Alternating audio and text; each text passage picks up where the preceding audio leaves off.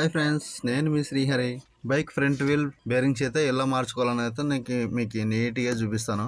Front wheel Sheikh on వస్తుంటుంది అనమాట. ఈ బేరింగ్స్ పోయినాయంటే కానీ మనకి షేక్ వస్తుంటుంది, సౌండ్ వస్తుంటుంది. గాన్ అయితే ఇబ్బందికరంగా కొద్ది సౌండ్స్ అయితే వస్తుంటుంది అనమాట. గాన్ కూడా షేక్ వస్తుంటుంది, అవతలికి అయితే కదులుతుంటది అనమాట.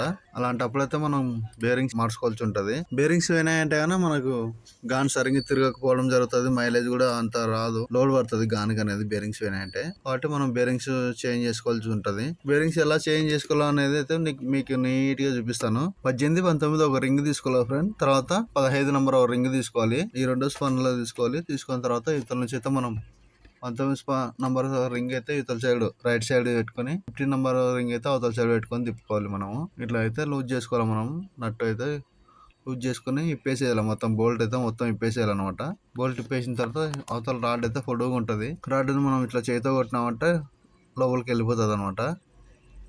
అవతల సైడ్ నుంచి ఇగ్గాలి మనం రాడ్ అనేది చూసుకోవచ్చు. మనం లెఫ్ట్ సైడ్ నుంచి ఎక్కితే ఎంత పెద్దగా వస్తుంది అనేది అయితే చూసుకోవచ్చు. అవతల నుంచి ఇవతలకి ఒకటే రాడ్ ఉంటుంది అనమాట, పెద్దది నట్టు బోల్ట్. ఈ నట్టు బయట లాంగ్ నట్టు తీసేసినామంటే వీల్ అనేది కిందికి వచ్చేస్తుంది. నిదానంగా మనం వీల్ అయితే కిందికి నిదానంగా డౌన్ చేసుకోవాలి. డౌన్ చేసుకున్న తర్వాత మనం బ్రేక్ నట్ అయితే లూజ్ చేసుకోవాల్సి ఉంటుంది అనమాట. ఎందుకంటే మనకి బ్రేక్స్ అనేది డిస్క్ని పట్టుకే ఉంటుంది అనమాట.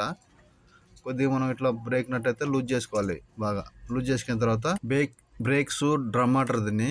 బ్రేక్స్ డ్రమ్ అనమాట. బ్రేక్ షూస్ ఉన్నాయి చూడు ఫ్రెండ్స్కి, ఇవి బ్రేక్ షూస్.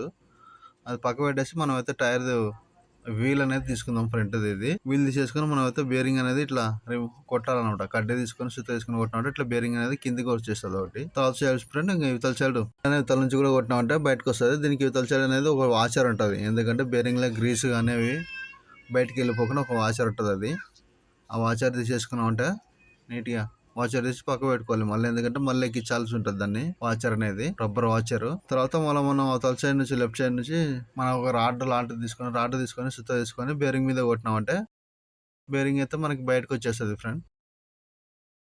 ఇలా అయితే మనం అవతల సైడ్ ఇవతల సుత్త తీసుకొని అయితే మనం నెమ్మదిగా రాడ్ని అయితే కొట్టాలన్నమాట. ఒక్కటే సైడ్ కొట్టినామంటే కొంచెం బెండ్ అయ్యే ఛాన్సెస్ అయితే ఉంటాయి, ప్రాబ్లమ్స్ వస్తాయి. అవతల గేటు ఇవతల గేటు ఆపోజిట్ గేటు ఇవతల గేటు గట్టే కొట్టాలి మనం. రాడ్ బేరింగ్ కి కొట్టినామంటే ఇలా ఊడిపోతుంది బేరింగ్ అయితే, నీట్ గా కింద పడిపోతుంది. బేరింగ్ కింద పడిపోయిన తర్వాత అయితే మనం తీసేసుకొని సౌండ్ ఎట్లా వస్తుందో, బేరింగ్ అయితే ట్రక్ అయిపోయింది అనమాట. సరిగ్గా తిరుగుతలేదు. మనం తిప్పి చూసినామంటే బేరింగ్ అనేది ఇట్లా కనిపిస్తుంది అనమాట.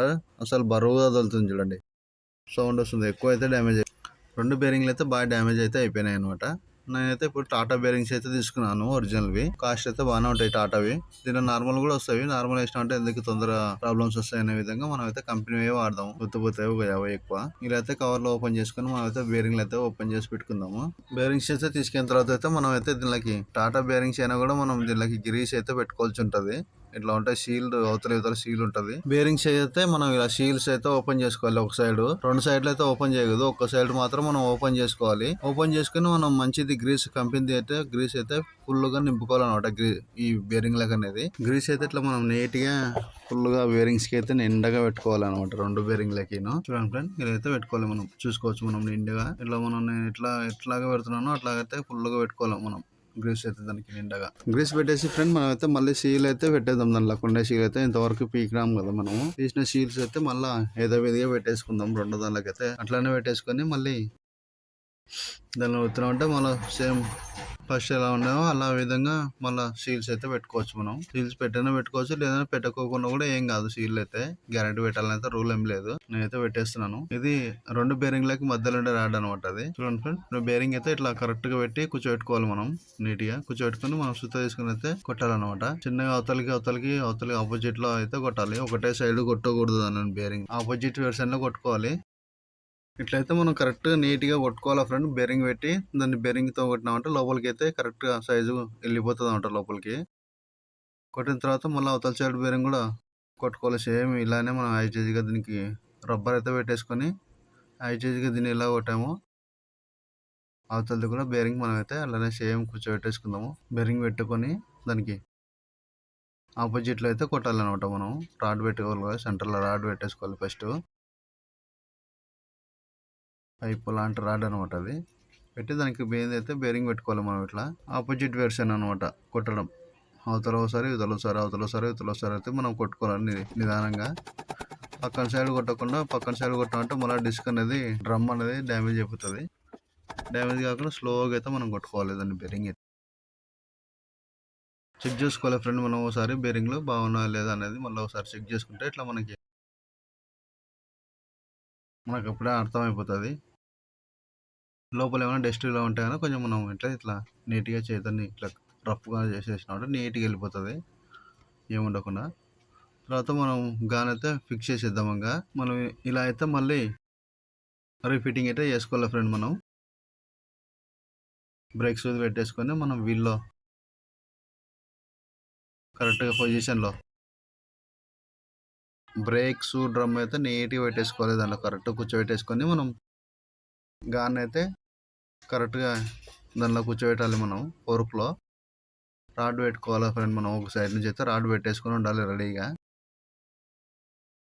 ఫోర్క్ని అయితే కరెక్ట్గా కూర్చోబెట్టాలి ఫ్రెండ్. మనం బేరింగ్ని అయితే దానిలో గాడి కానొస్తుంది కదా గాడి, ఆ గాడికి ఫోర్క్ పైప్కి అయితే సెట్టింగ్ చేసుకొని కరెక్ట్గా ఎక్కించాలి. మనం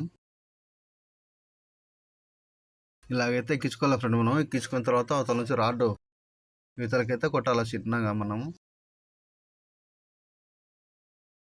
దుబ్బుకోవాలన్నమాట. అవతల నుంచి ఇవతలకి రాడ్ అనేది దుబ్బుకొని మనం దీనికైతే బోల్డర్ అనేది పెట్టుకోవాలి. నట్టు 19 నట్టు 19 నెంబరు, అవతల 15 నెంబర్ పానర్ ఇవతల 19 నెంబర్ పానర్ పెట్టుకొని అయితే మనం ఫుల్గా టైట్ చేసేసుకోవాలి. దీనికి రింగ్స్ పానర్లు పెట్టుకొని టైట్ చేసుకున్న తర్వాత అయితే మనం ఇట్లా వీల్ అయితే బ్రేక్ అయితే టైట్ చేసుకోవాలన్నమాట. ఫస్ట్ మనం లూజ్ చేసినాం కదా బ్రేక్ని అయితే బ్రేక్ టైట్ చేసుకోవాలి మనం ఇట్లా కరెక్ట్గా బ్రేక్ నట్టు టైట్ చేసుకున్న తర్వాత మనకు వీల్ అనేది కరెక్ట్ కూర్చుందా లేదా అనేది అయితే మనం మళ్ళీ చెక్ చేసుకోవాలన్నమాట. ఒకసారి వీల్ తిప్పి ఇలా తిప్పితే మనకు అర్థమైపోతుంది వీల్ కరెక్ట్ కూర్చుందా, బేరింగ్స్ ఏమైనా సౌండ్ వస్తున్నాయా, బ్రేక్ ఏమైనా లూజ్ ఉందా, అడ్జస్ట్మెంట్ అన్నీ చేసుకోవాలి ఇట్లా కరెక్ట్గా మనం. Okay, thank you friend. Please subscribe చేసుకోండి ఫ్రెండ్.